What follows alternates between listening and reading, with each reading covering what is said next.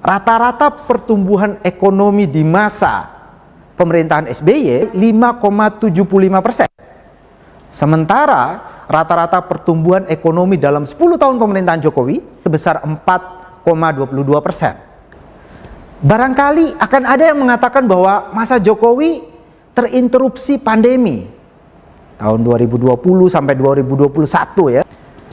Nah, kalau kita keluarkan data pertumbuhan ekonomi di 2 tahun ketika pandemi itu terjadi, growth rata-rata di masa pemerintahan Jokowi menjadi 5,07%, tetap di bawah rata-rata pertumbuhan ekonomi SBY.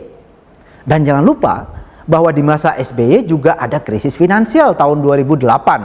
Kalau kita keluarkan data pada masa krisis itu 2008 sampai 2009, maka rata-rata pertumbuhan ekonomi di masa SBY menjadi 5,87%, menjadi jauh lebih tinggi dibanding rata-rata pertumbuhan ekonomi di masa Jokowi.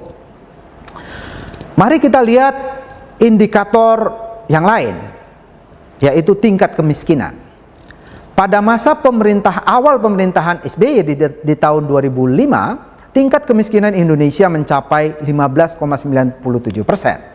Angka ini turun menjadi 10,96% di akhir pemerintahan SBY pada Maret 2014. Penurunannya yaitu sekitar 5,01%. Sementara di awal pemerintahan Jokowi, tingkat kemiskinan di Indonesia mencapai 11,22%.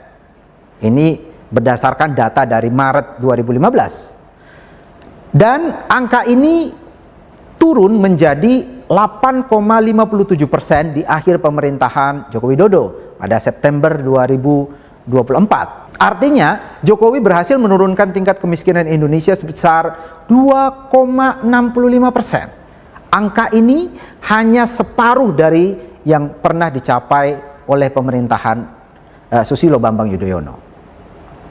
Indikator lain seperti pengangguran juga menunjukkan data yang kurang lebih sama. Data yang ada menunjukkan tingkat pengangguran di 10 tahun pemerintahan SBY turun dari 10,26% pada Februari 2005 menjadi 5,94% pada Agustus 2014, turun 4,32%. Sementara di masa Jokowi, pengangguran di awal pemerintahannya sekitar 5,81% Februari 2015. Angka ini turun menjadi 4,91% pada Agustus 2024. Hanya turun 0,9%.